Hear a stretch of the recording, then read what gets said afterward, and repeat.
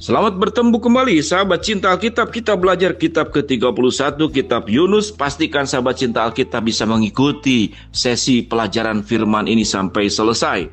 Kitab Yunus. Kitab Yunus 1 ayat 1 menyatakan Nabi Yunus sebagai penulis kitab ini.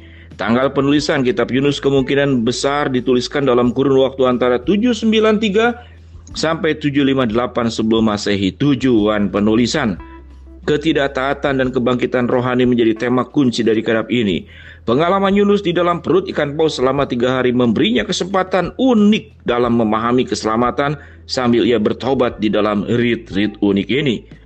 Ketidaktaatannya tidak hanya membawanya kepada kebangkitan rohani secara pribadi, tetapi juga bagi bangsa Niniwe. Banyak yang menganggap kebangkitan rohani yang dilakukan Yunus sebagai tindakan penginjilan terbesar di dalam sejarah.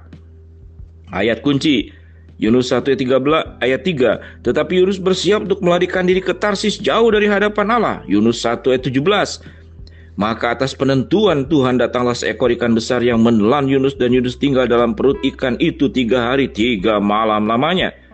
Yunus 2 ayat 2, dalam kesusahanku aku berseru kepada Tuhan, dan ia menjawab aku. Dari tengah-tengah dunia orang mati aku berteriak, dan kau dengar suaraku. Yunus 3 ayat 10, ketika Allah melihat perbuatan mereka itu, yakni bagaimana mereka berbalik dari tingkah laku yang jahat, maka menyesallah Allah karena malapetaka yang telah dirancangkannya terhadap mereka, dan ia pun tidak jadi melakukannya. Rangkuman: kesombongan dan ketakutan Yunus membuatnya lari dari Allah. Ia tidak ingin pergi ke Niniwe untuk menyerukan pertobatan kepada orang-orang di kota itu seperti yang diperintahkan Allah kepadanya. Ia menganggap bangsa itu sebagai musuhnya, apalagi ia yakin bahwa Allah tidak akan pernah benar-benar menjalankan ancamannya untuk membinasakan mereka.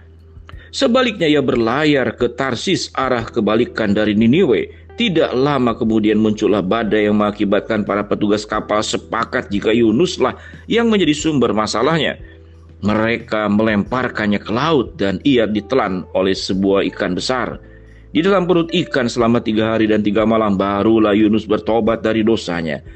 Ikan itu pun memuntahkannya ke daratan.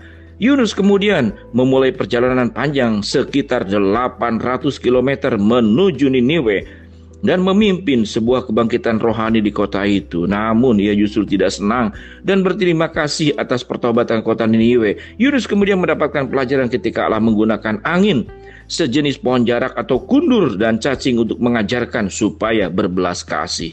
Bayangan: Yunus di perut ikan menjadi tipologi Kristus sebagaimana diungkapkan oleh Yesus dalam Matius 12:40-41. Yesus menyatakan bahwa ia akan berada dalam kuburan untuk jangka waktu yang sama dengan Yunus ketika ia berada dalam perut ikan paus. Ia kemudian bercerita bahwa sekalipun kaum Niniwe bertobat di hadapan Yunus, para Farisi dan pengajar hukum justru menolak Yesus yang jauh lebih besar daripada Yunus. Sama halnya Yunus membawa kebenaran Allah mengenai pertobatan keselamatan kepada kaum Niniwe. Demikian pula Yesus membawa pesan yang sama mengenai keselamatan yang hanya bisa dikerjakan melalui Allah saja. Praktek: kita tidak bisa bersembunyi dari Allah. Apa yang kita minta untuk dilaksanakan melalui diri kita pasti akan terjadi, meskipun kita membantah dan tidak bersemangat. Efesus 2:10 mengingatkan kita bahwa ia mempunyai rencana bagi setiap orang, dan ia akan memastikan supaya kita hidup menurut rancangan-rancangannya. Akan jauh lebih mudah bagi kita, tidak seperti Yunus, langsung tunduk dan taat kepadanya tanpa ditunda-tunda. Kasih Allah terwujud dalam kesediaannya untuk diakses semua orang, tanpa memperdulikan reputasi, kebangsaan, atau etnis kita. Injil disediakan bagi semua orang di segala zaman. Tugas kita sebagai orang Kristen adalah menjadi sarana Allah dalam memberitakan tawarannya bagi dunia dan ikut bersuka cita bagi keselamatan orang lain. Ini merupakan pengalaman yang ingin Allah bagikan dengan kita. Jangan sampai kita justru iri hati ataupun kesal kepada mereka yang datang kepada Kristus pada detik-detik terakhir, ataupun memiliki kisah yang berbeda dengan kita. Demikian sahabat cinta Alkitab, pemahaman tentang kitab Yunus. Kita akan terus belajar kebenaran demi kebenaran di dalam setiap kitab.